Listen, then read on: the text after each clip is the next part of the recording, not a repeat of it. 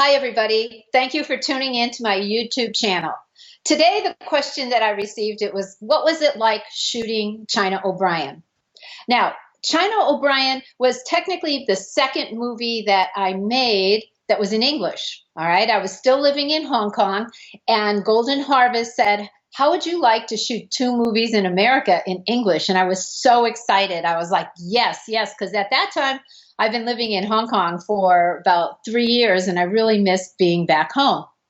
So they said, all right, well, we're going to shoot with Robert Klaus. And I was so excited because I knew Robert Klaus was the director of Enter the Dragon, and he was legendary. And they said, we're also going to send a small stunt team. So now I'm really excited because now I'm going to have some of the Hong Kong guys to work with on China O'Brien.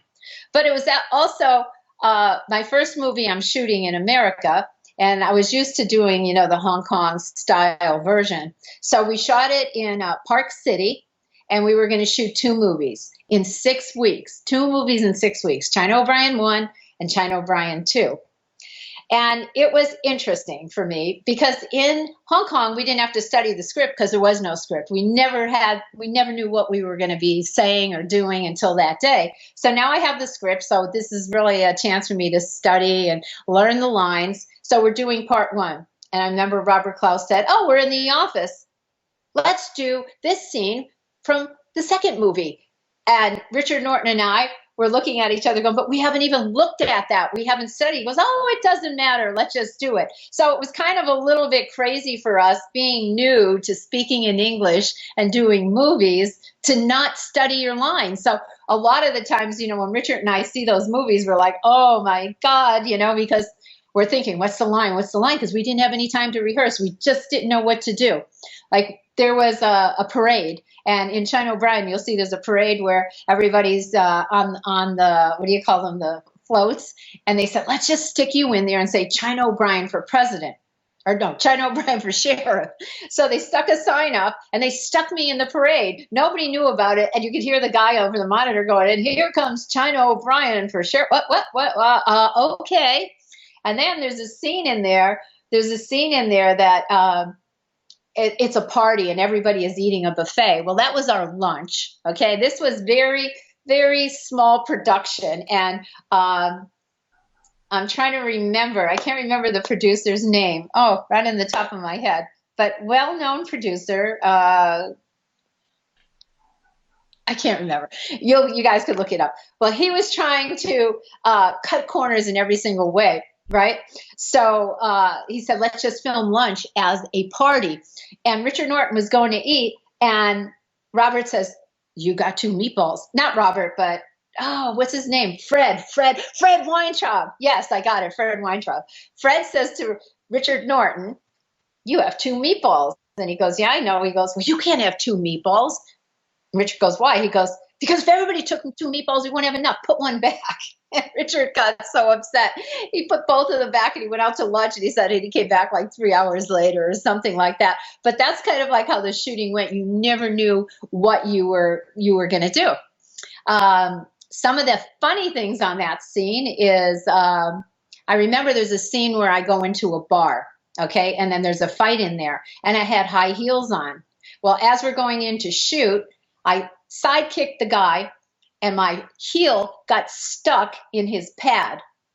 And it was just there. And I just continued the scene talking. And I grabbed the shoe out of the pad and walked out of the scene like that was part of it, right? And then we all just cracked up laughing. And then Robert cut it out. I said, oh, my God. I said, that's funny. I think that I would have left it in there because I'm a quirky person. But he said, no, we have to reshoot it.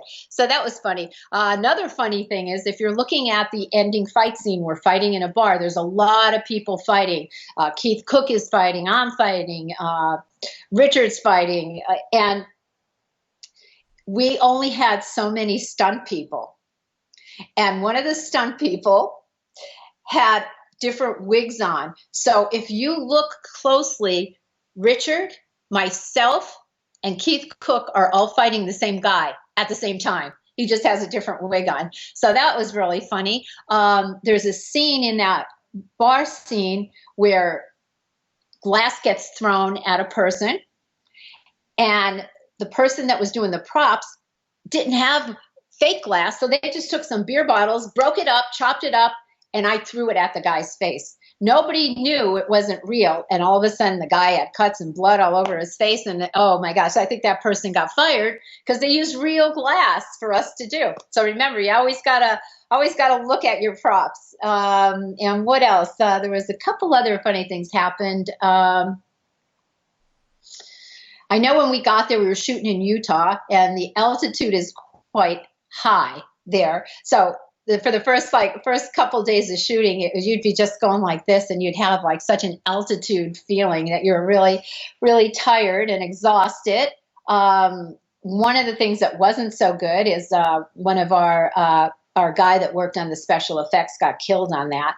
And that was like really, really sad. I've never been in a situation like that. He was wiring us up for some explosion, and it kind of went off on him and kind of shut down production for a bit. And then they were really cautious. They didn't want us to ride in cars. They were very cautious of what we were doing.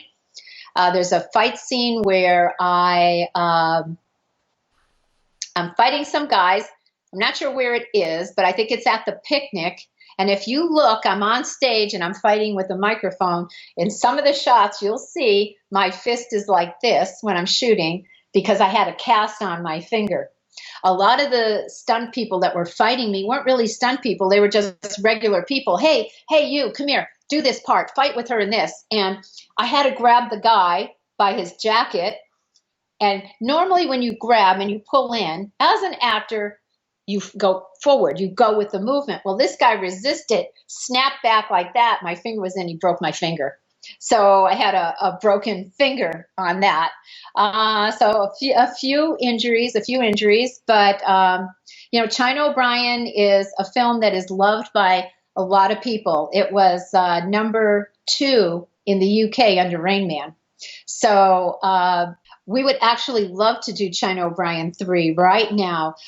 There is a director, Greg Robbins from New York, that wants to do it. He wants to direct it. Right now, we're currently searching who owns the rights to it. We can't find who owns the rights. So if anybody knows or could research that, we would love to come back and do that again. So China O'Brien 2 and 3, actually Golden Harvest, because this film was so successful, they wanted to do 3 and 4. But at that time, while I was shooting, here's a little interesting story. While I was shooting China O'Brien, Richard Norton and I come in. It's about 2 o'clock in the morning. And the first thing we do is go to the front desk and say, do we have any messages? And I have a message. And I was like, oh, okay. And it says, Cynthia, call William Friedkin.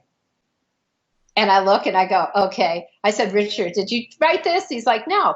And I'm like, okay, this is William Friedkin. I know William Friedkin is that great director, right? So the next morning I get on the phone and I go, is William Friedkin there? And I was like, who's going to be on the other end? And he goes, yeah, this is Billy Friedkin, and I've directed Cruisin' and The Exorcist. And he starts going for all this, and I'm like, oh my God. And he goes, Sylvester Stallone would like you to come to LA, and we'd like to talk to you about co-starring in The Executioner. He's going, now, Cynthia, I mean co-starring. And I'm like, oh my God, is this a joke? And I'm like kind of afraid to talk. And they said, well, what are you doing now? And I'm like, well, I'm shooting China O'Brien. And he's like, well, where? I said, Utah. He goes, can you come to LA? And I was like, well, I only have Sundays off. That's it. That's the only day I have off. So they flew me in on Sunday. He picks me up at the airport. He's got a T-shirt on that says Bad Billy. And I'm going, oh my God, this is insane. So he's going, we're going to meet Sylvester Stallone. We're going to meet Joel Silver, who was going to produce it. And at that time, there was a movie out quite popular called RoboCop. And they were going to write it. So we all get together. I'm sitting there. I'm nervous. I'm just coming from Hong Kong. I'm new in my movie business, and I'm like, I can't believe this. So I get in and I meet everybody and I talk to them, and they come out and they say, okay, we have a contract for you. We're going to sign you up and you're going to shoot it. Okay. And now we're going to bring you back. So I go back. I'm shooting Little China O'Brien, and I'm like going, I just got a contract to do a movie with Sylvester Stallone, and everybody was like, oh my God. And I called my mom. I said, Mom, do you know who Sylvester Stallone is? She's like, yeah, Rambo. So that was funny. That happened during the China O'Brien time. And unfortunately, it never went because William Friedkin didn't like the script, and I moved to LA. I was living in Northern California, moved to LA because I thought, oh, this is it. I'm going from China O'Brien to there. And it just, William Friedkin didn't like the script, and the whole project fell. I got paid for it because at that time we had a pay or play. But Golden Harvest wanted to do 3 and 4. And Sylvester Stallone said, well, no, you got to go with my agent, Lou Pitt, and we're going to get Mr. Bloom. He's the top attorney. And they were like saying to Golden Harvest, no, we don't want her to do 3 and 4. And that was probably a big mistake because nothing ever happened. Nothing ever happened with the ICM, the big agents. And I would have loved to do 3 and 4. So anyway, cool little story about that there. So I hope you enjoy it. Like, if you watch it, remember our acting. We were just in the beginning. We just didn't know. I'll tell you one quick story. This is funny. Oh, that was another movie. That was Magic Crystal. I'll tell you about that one another time. But anyway, thank you for joining me. Remember, on Facebook or here, what questions you would like me to answer from behind the scenes of movies. I would be happy to do that for you. So thank you. Thanks again. And God bless. And see you next time. Hi, this is Cynthia Rothrock. Thank you for watching my YouTube channel. And if you like the videos, please put a like on it and refer it to your friends.